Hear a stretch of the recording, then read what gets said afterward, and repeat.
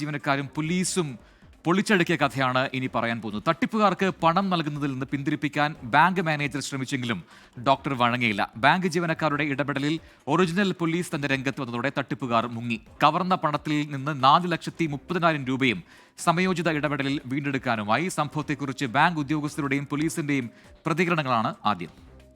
അവർ just objectionable materials ഉണ്ട്, നിങ്ങൾക്ക് എതിരെയുള്ള റിപ്പോർട്ട് മുംബൈ പോലീസിന് കൊടുത്തു എന്ന് മാത്രമേ പറഞ്ഞിട്ടുള്ളൂ.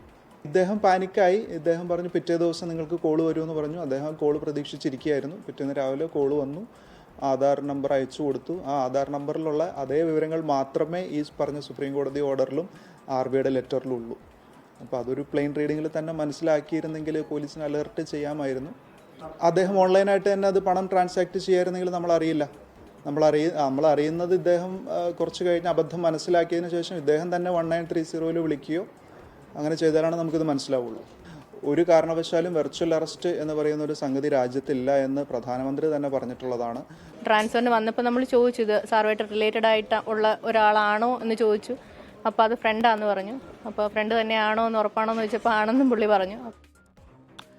എന്തായാലും ഒരു സിനിമാ കഥ പോലെ, ആ സിനിമയുടെ ഒരു ട്വിസ്റ്റുള്ള ക്ലൈമാക്സും പോലെയൊക്കെയാണ് സംഭവങ്ങൾ നടന്നത്. അതിന്റെ വിശദാംശങ്ങളുമായി ടോബി ജോൺസണാണ് കോട്ടയത്ത് നിന്ന് തത്സമയം ചേരുന്നത്. ടോബി, അപ്പോൾ പൊളിച്ചടുക്കി ഈ തട്ടിപ്പ് സംഘത്തെ എന്നുള്ളതാണ്. പോലീസ് ഉദ്യോഗസ്ഥരും ബാങ്ക് ജീവനക്കാരും ഒരുപോലെ ഇടപെടുന്നു, അതിൽ ആ തട്ടിപ്പ് സംഘം കുടുങ്ങുന്നു എന്നതാണ്. അപ്പോൾ എന്താണ് യഥാർത്ഥത്തിൽ ഇത്തരം സംഭവങ്ങൾ ഒരുപാട് ഉണ്ടാകുന്നുണ്ട്, അടിക്കടി ഉണ്ടാകുന്നുണ്ട്. പല രീതികളിൽ അത് വാർത്തകളായൊക്കെ പ്രേക്ഷകരിലേക്ക് എത്തുന്നുമുണ്ട്. പക്ഷെ അപ്പോഴും കുറച്ച് ആളെങ്കിലും ഈ തട്ടിപ്പിൽ വീണു പോകുന്നുണ്ട്. എങ്ങനെയാണ് ഇപ്പോൾ ഈ ചങ്ങനാശ്ശേരിക്കാരൻ രക്ഷപ്പെട്ടത്? അതിൻ്റെ ഒരു മുഴുവൻ കഥ വളരെ പെട്ടെന്ന് എന്താണ്? പ്രജിൻ, വളരെ രസകരമായിട്ടുള്ളൊരു കഥയാണ്. ഒരുപക്ഷെ ഒരു അതുപോലെ ടെസ്റ്റും ടേണുകളൊക്കെ ഉള്ള ഒരു വലിയ സംഭവമാണ് എന്ന് വേണമെങ്കിൽ പറയാം. ഒരു വലിയ തട്ടിപ്പിലേക്കാണ് ഈ ഡോക്ടർ പോയി വീണത്.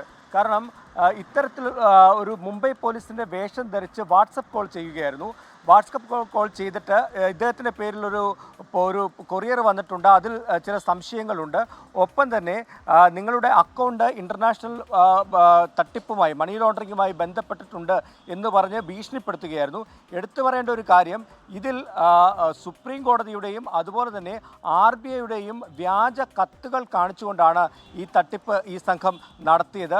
എന്നാൽ ഇദ്ദേഹം പോലീസ് പരാതിപ്പെടാൻ തയ്യാറായില്ല. ഇദ്ദേഹം ഈ ഭീഷണിയെ പേടിച്ച് നേരെ SBI ബാങ്കിൽ ചെന്ന് അവിടെ നിന്നും ഒരു അക്കൗണ്ടിലേക്ക്, പാട്നയിലുള്ള ഒരു അക്കൗണ്ടിലേക്ക് ഈ 5 ലക്ഷം രൂപ നിക്ഷേപിച്ച് നൽകുകയായിരുന്നു. അവിടെ ഉണ്ടായിരുന്ന ബാങ്കിലെ ജീവനക്കാർക്കാണ് ചില സംശയം തോന്നിയത്. ആ ബാങ്ക് SBIയുടെ ചങ്ങനാശ്ശേരി ശാഖയാണ്. ആ ചങ്ങനാശ്ശേരി ശാഖയിലുള്ള ഡെപ്യൂട്ടി മാനേജർക്കാണ് ഒരു സംശയം തോന്നി. പോലീസിൽ ബന്ധപ്പെടുന്നു.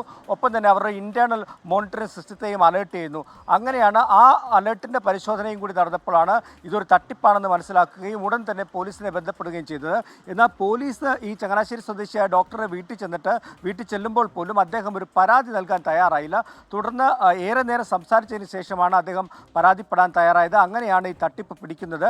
എന്തായാലും ഉടൻ തന്നെ ബാങ്കിൻ്റെ അക്കൗണ്ട് ഫ്രീസ് ചെയ്തതിനെ തുടർന്ന് ഈ 4,30,000 രൂപ തിരിച്ചു കിട്ടിയിട്ടുണ്ട്. വിശദമായിട്ടുള്ള അന്വേഷണത്തിലേക്ക് കടന്നിട്ടുണ്ട്. രസകരമായിട്ടുള്ള കാര്യം, സുപ്രീം കോടതിയുടെയും RBIയുടെയും വ്യാജ രേഖകളടക്കം കാണിച്ചുകൊണ്ടാണ് ഈ ഒരു വിർച്വൽ അറസ്റ്റിലേക്ക് പോയത്. പലതവണ ഇതുമായി ബന്ധപ്പെട്ടുള്ള നിർദ്ദേശങ്ങളൊക്കെ പോലീസ് നൽകിയിട്ടുള്ളതാണ്. 1930 എന്ന നമ്പറിൽ ബന്ധപ്പെടണമെന്ന് പറഞ്ഞിട്ടാണ്. എന്നിട്ടും ഇത്രയും വിദ്യാഭ്യാസമുള്ള ഒരു ഡോക്ടറായിട്ടുള്ള വ്യക്തിക്ക് പോലും ഈ ഒരു തട്ടിപ്പിന് ഇരയാകേണ്ടി വന്നു എന്നുള്ളത് തന്നെയാണ് കോട്ടയത്ത് നിന്ന് നമുക്ക് പറയാനുള്ളത്. ഈ ബാങ്ക് ഉദ്യോഗസ്ഥരുടെയും ഒപ്പം തന്നെ ചങ്ങനാശ്ശേരിയിലെ പോലീസ് ഉദ്യോഗസ്ഥരുടെയും ഒരു സംയോജിതമായിട്ടുള്ള ഇടപെടലാണ് ഈ ഒരു വലിയ തട്ടിപ്പിൽ നിന്നും ആ ഡോക്ടറെ രക്ഷിച്ചത്. ശരി ടോബി, എന്തായാലും തട്ടിപ്പിന് ഉപയോഗിക്കുന്നത് ഈ പറയുന്നത് പോലെ പരമോന്നത നീതിപീഠത്തിന്റെ അടക്കം പേരുകളാണ്. ആ രീതിയിൽ വിശ്വസനീയം തോന്നിപ്പിക്കാവുന്ന രീതിയിലുള്ള തട്ടിപ്പുകളിലേക്ക് ആൾക്കാർ കടക്കുന്നുണ്ട്. അതിൽ വീണുപോകരുത്. ഈ OTPകളും വെർച്വൽ അറസ്റ്റും എല്ലാം തട്ടിപ്പാണെന്ന കാര്യങ്ങൾ പ്രേക്ഷകർ മനസ്സിലാക്കുക. ഒരു കാരണവശാലും കൃത്യമായ അധികൃതരുടെ ഭാഗത്തുനിന്നുള്ള നിർദ്ദേശങ്ങളിൽ അല്ലാതെ അത് വീണുപോകരുത്. എന്തെങ്കിലും സംശയങ്ങളുണ്ടെങ്കിൽ അപ്പോൾ തന്നെ അതിന് പോലീസിനെ അറിയിക്കുക, അല്ലെങ്കിൽ ബന്ധപ്പെട്ടവരെ അറിയിക്കുക എന്നുള്ളതാണ്. ടോബി ജോൺസണാണ് ഈ വാർത്തയുടെ വിശദാംശങ്ങൾ കോട്ടയത്ത് നിന്നും പങ്കുവച്ചത്.